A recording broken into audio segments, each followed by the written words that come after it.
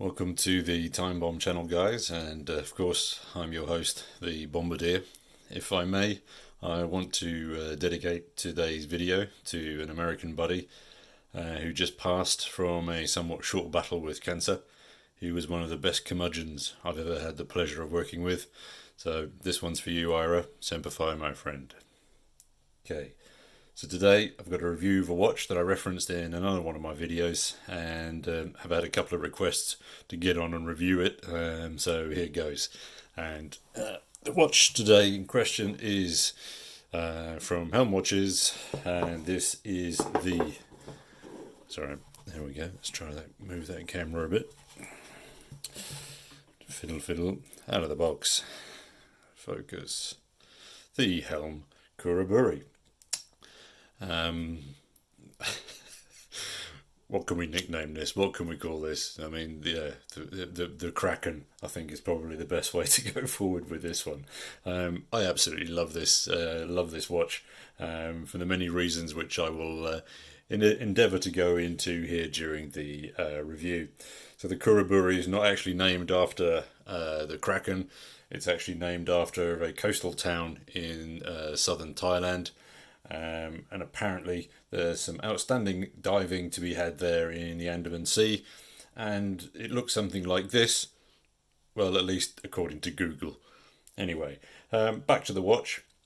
What we are looking at is a super solid stainless steel automatic diver with sapphire crystal, super luminous bezel and dial, 300 meter depth rating that is ISO 6425 compliant, and all for the amazing, silly price of $300 US. And that, in my humble opinion, is setting the bar pretty damn high for many competitors.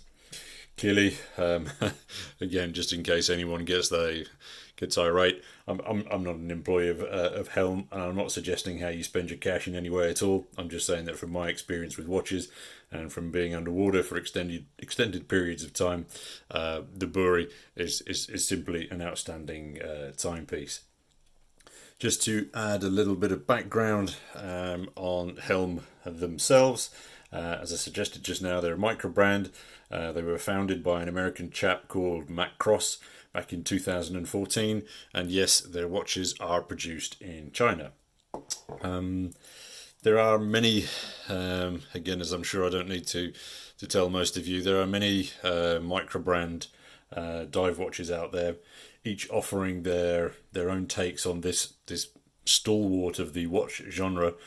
So trying to pick out the USP for them is becoming, I think, sort of increasingly difficult.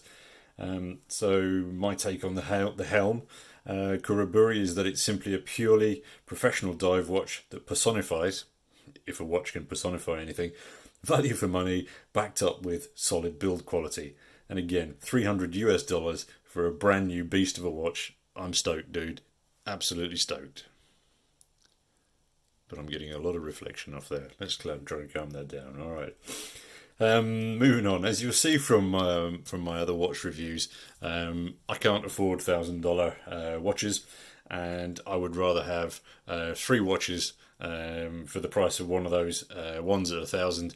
But hey, that's just me. I'm sure there's a lot of you out there who can perhaps afford a bit more. But if you can't, I think you're certainly heading in the right direction with this. Helm currently offer 3 models of watch. There's the Vanuatu here, which is the first watch that they produced, the Komodo, and then of course the Khuraburi, which is the watch that I have here. All 3 of their watches are ISO 6425 compliant, making them professional diving instruments that I think truly fit for purpose. They run the ISO tests themselves, and just for a bit of extra background, essentially the 6425 requirements are legibility and reliability underwater, with 50-hour submersion tests, condensation testing, resistance of the crown to external forces, water tightness against immersion, again in immersion, and lastly thermal shock at something around 40 degrees Celsius, 5 degrees, and vice versa. There's a bunch of tests like that.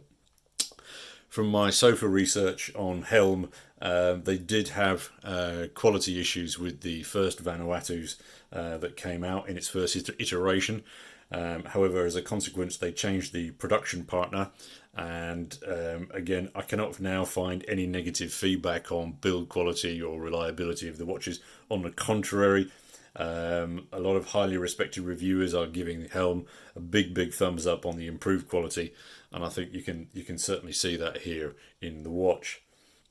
Frustratingly, for some of us punters, they are a small company, so they don't produce high volumes of stock.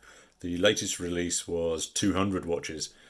So basically, if you want to buy one, you need to sign up to the alerts and then be online when they are released, and make sure you have made up your mind about which color variant you want, and add it to your shopping cart with zero procrastination, as they will sell out in a matter of minutes.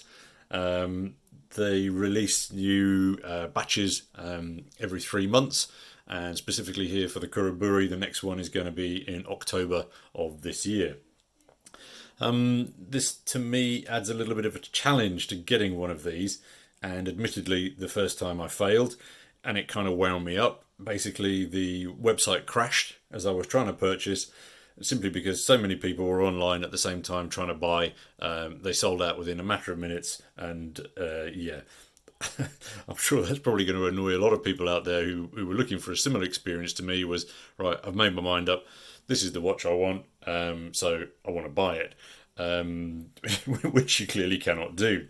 I just didn't get why I needed to jump through all of these hoops, and why that might add to the semi-exclusivity of the watch, etc. But anyway, second time round, I'd learned my lesson. I was online, I was organised, and clearly here's the result. Interesting note on eBay, the price doesn't drop on these models, so they're still in high demand. There's only about two models, two Khuraburis on eBay when I checked just yesterday. Second-hand models themselves, again, are selling pretty much at RRP price. Okay, so I'm going to drop this one, pop this up for a second while I introduce you very quickly to the other models. So, as I said, we've got the Komodo, which is slightly smaller at 40 millimeters in diameter. For me, the dial and the design not really doing it for me. However, I'm sure the smaller size is certainly going to make it. Sorry, camera get out of focus. The smaller size is going to make it more of a daily wearer for many people. And then there's the Vanuatu here, which is again at 42. I really like the design. I think that engineer style bracelet just looks awesome.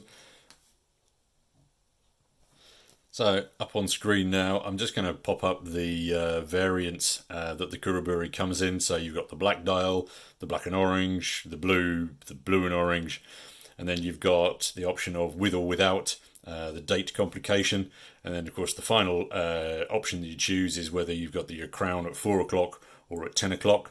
I'm a lefty, I've got the crown at 4 o'clock, and I've got zero comfort issues. No problem at all with it there.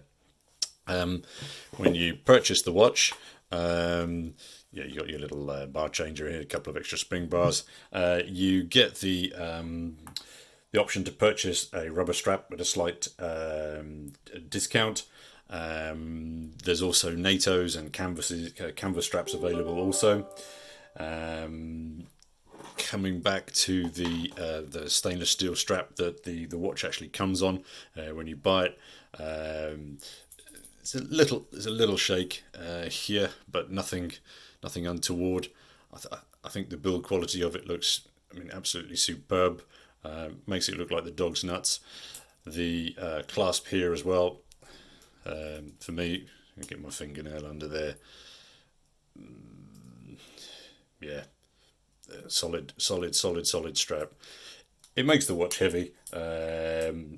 And I don't think it's perhaps as refined, maybe, as some higher end watches, but it's incredibly solid and incredibly reliable. The strap itself, just sort of before I start cracking on with dimensions, so it's a 22 at the lug, but tapers down to 20 at the clasp. You can also buy alternate bezels or spare bezels. again with different looms for $30 when you're buying with the watch, or $38 if you buy it separately. So all in all, you're getting quite a lot of variation. As you can see, I've just popped it down here. I went for the orange strap. Here's a quick shot of the watch on the orange strap. And yes, orangutans, watch out, the buoy is coming for you. The watch movement obviously changes depending on your choice. So you get the Seiko NH38 without the date complication, and then the NH35 with the date complication. Both these movements being very common in microbrands, and yeah, clearly that's to assist in keeping the cost down. I personally have no issues with the accuracy. They're hacking and hand and manual winding. 40-hour reserve works fine for me. I don't wear it every day, so I'm just adjusting as required. I don't know the 20, was it below 20, 40 plus accuracy rating on this particular movement. Yeah, I mean, for me, no issues. The case, let's just zoom in a little here. So the case is brushed stainless steel. You've got open that one up again so we can get a better view of it. A screw down case back, featuring that nice Helm sniper scope on the back there. Again, to me, my eyes, humble eyes, it looks very tightly machined. Yeah, uber clean. Yeah, nice. The case itself measures up to 45 with the crown across, and then 49 sort of top to bottom. It's a beefy 16 millimeters in depth. You've got a double dome flat AR sapphire crystal in there. Getting quite a bit of reflection off here, but I think it's actually possibly a little dirty from me handling it. So apologies for that, chaps. Let's try again. Yeah, looking a little cleaner. You've got signed crown here. It's a big gnarly beastie. It's not. Yeah, I just can probably kind of hear that. It's not silky smooth, but it is very reassuring. You've got 120 click bezel. Solid movement. You're not going to knock that out of place. As you can see, perhaps it has a slight overhang on the case. But I think that adds to the ease of grip, particularly when the watch is wet, or alternatively when you're wearing gloves. The weight on the stainless steel is heavy. It's 225 grams, or if you bung it on the on your rubber, it drops it down to 115, 120. So yeah, it certainly is a big watch. I think perhaps it's quite similar in size to my old Frog, but in no way as big as our good old friend, the Zilla. I mean, the Zilla for me is still my biggest watch at the moment by far. But anyway, we're not talking about him today. So lastly, when you're buying, you've got loom choices. So you've got C3, BGW9, Super Luminova on your hands.